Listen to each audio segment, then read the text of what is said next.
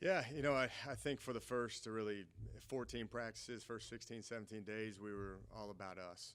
Now we're transitioning into this mock week, which is great for every single person that touches this program. Where, we today was a Thursday walkthrough. This is how our 3 days, the guys that lift 3 times a week when they lift, this is how you do the recovery. This is how we do the developmental side of things where we scrimmage the young guys, how we do the tempo of our regular practices. So it's a very interesting week for everybody, but we do that so next week there is zero hesitation. Everybody knows where they're going, how it's supposed to flow, and it makes the preparation kind of intensify a little bit more when you get into game week. So, these guys they're kind of itching to start getting into the A&M installations, which we are briefly putting it in because we don't want to go all in on A&M right now. We actually got to worry about how we practice it, but it's tough to keep their attention at times, but I think they have an understanding on how we practice. So really pleased with where we're at. I think we're trying to get our legs back. We're trying to get as healthy as we possibly can, so we can put a pretty polished product out there when we play A&M. Have you decided on a starting quarterback? If not, who has the lead right now, and when do you hope to Right. Right now we don't have one. We're going to keep the suspense a little bit out there, but I think here within the next 48 hours we're going to have some true discussions and try to announce a starter. Just so we can get that distraction out of the way. But it's been one of the more competitive quarterback battles I've ever seen, where as a staff we sit down and it's just like, all right, this guy's going to be the starter week one, and then you start to believe in that kid, and then you see the other guys start, upping his reps, and it's been pretty fun to watch. Just these guys compete. I think that it's going to be a very difficult conversation when it comes down to it, but I think you're going to see a lot of these kids play, both of them play throughout the course of the year until they really separate themselves. Hopefully, you throw the first one in and you never have that conversation again, but there's a lot of ball to be said because going through spring, going through fall camp, there's still a pretty close position battle. But that's the only position that needs to be solidified up. Everything else is in place. For those of us who aren't down here every day, who's taking the most snaps? If it's just one or two of them, which ones are taking the most snaps with the first team right now? Right now, it's Tyler Vitt. He's the one that the past really 4 or 5 practices we put him with the ones because he's deserving of it. But that's when you see Gresh start to up his play, and you see that Gresh is starting to have a lot of success with the twos, which says a lot. But right now, Tyler Vitt's been running with the ones for the most part. This type of competition that you're having right now with this position, is this the type of competition that you hope to have with other positions across the field? In the future, you're saying? Yeah, I think that means you're getting depth and you're starting to have good conversations, and hopefully next year we can keep recruiting and get to a point where the guys that we have starting right now are going to, turn the heat up on them a little bit more, and I think that's when you start to develop a culture and a program when you have that whole next man up, mentality where you're not ever going to hesitate as a coach to play the guy behind him because, you want guys that are so eager and itching to get out there and make a play for you. One guy in the quarterback room we saw out there dressing out this week is Brady McBride, transferred in. Seems like he's out there dressed out and everything, but not likely he plays this year. Can you kind of talk about him a little bit and what he brings? Brady brings a great football family.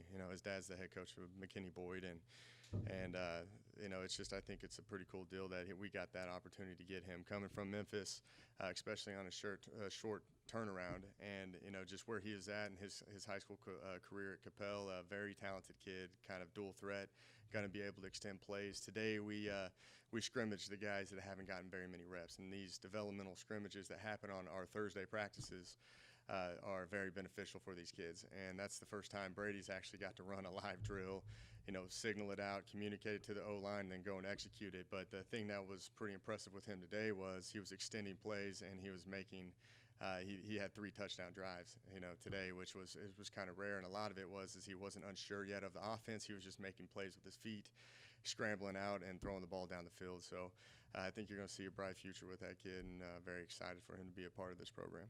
You've said before you're greedy with quarterbacks, and you want to have as many as you can. Was that kind of what this move was to go get this transfer in? Was you just want to have as many as you can in that room and see who wins it? Yeah, I think you forget about Cedric Case. He's out there running around, and he's going to be an exceptional quarterback too. So you see the battles already starting, and that's what you want to do is as a good program progresses, you want these quarterback battles and these other position battles happening during the season in developmental football, because you got a lot of eyes on you. All the assistant coaches are out there. It's their time to coach them up and call the plays and, operate it like a real game. So that's what you want to get to as a program, is to making sure that these position battles across the board are going to be starting up earlier, where they start to kind of define themselves at a very early stage of their process of becoming the starter.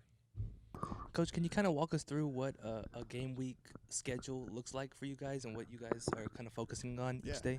So our Sunday practices are a light kind of recovery day. We're going to get them out there. We're going to run around, do some special teams work, do some offense and defensive walkthroughs. So that's our Sunday practice. And when you get to Monday, they're completely off.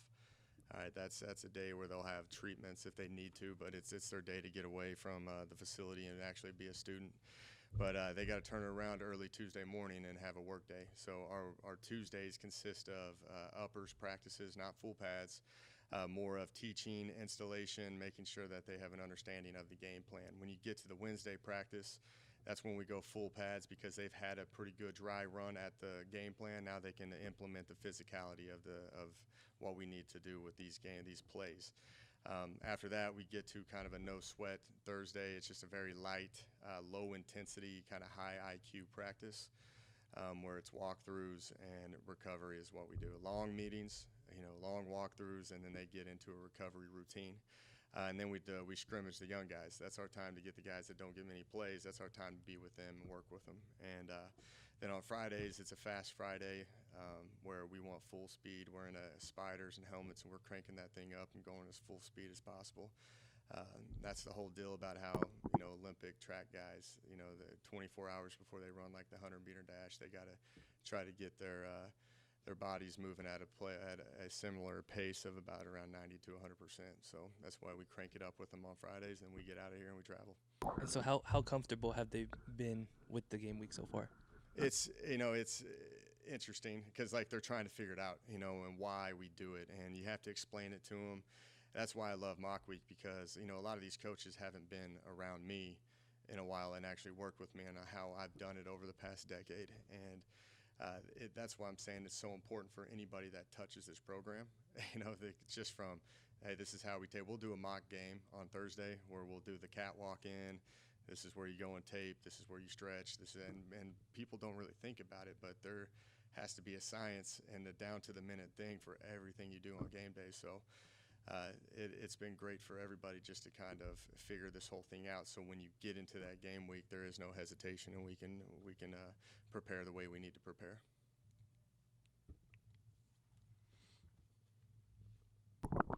Coach, tough news this morning from Arkansas State with the passing of Wendy Anderson, the wife of head coach Blake Anderson. What's your message to Coach Anderson and the Arkansas State family on a day like today? Yeah, it's when I got hit with that news last night, that was a tragic deal for especially me, when you think about just how life is, and the struggles and the resiliency that you see Blake Anderson, and this has been going on for a long time with him, and I think that he is an example of how you handle these situations. He's a very strong man, and you can tell just by how he's ran his program that it's ran with integrity, and it's a first-class environment. And our thoughts and prayers are with the Arkansas football family, especially with Blake. But there's a guy that is built for that, and he's resilient, and just the way he handles it should be an example for everybody out there.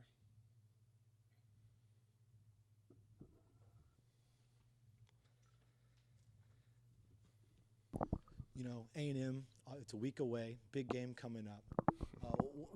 Have you gotten to dive into the Aggies? What are you seeing from their defense specifically? What are you kind of anticipating the Bobcats? It's a very talented team. I don't know what their preseason rank is. Has that even came out yet? 12. Yeah. We knew they were going to be top 15 for sure, but it's rightfully so. They finished 9-4 last year in a very difficult schedule. And you look at where they're at. They're one of the more talented teams. They're going to be one of the more better looking teams that you're ever going to play. And we've got a tough challenge ahead, as everybody knows that. But I think Coach Elko does a phenomenal job over there in terms of what he did at Notre Dame and what he's doing there and how multiple he is. He gets those kids playing extremely hard, and he has an answer for everything that you do. And that's when, the sign of a good coach. If we're going to try to expose something that he's doing, he's got an answer and a call where he can get to that on the fly and correct it. And that's the thing that you see about that defense is they play with extreme effort. They're very talented, obviously, especially up front. But you can see that they don't put them in very many bad situations because they have an answer and a scheme for everything that they do.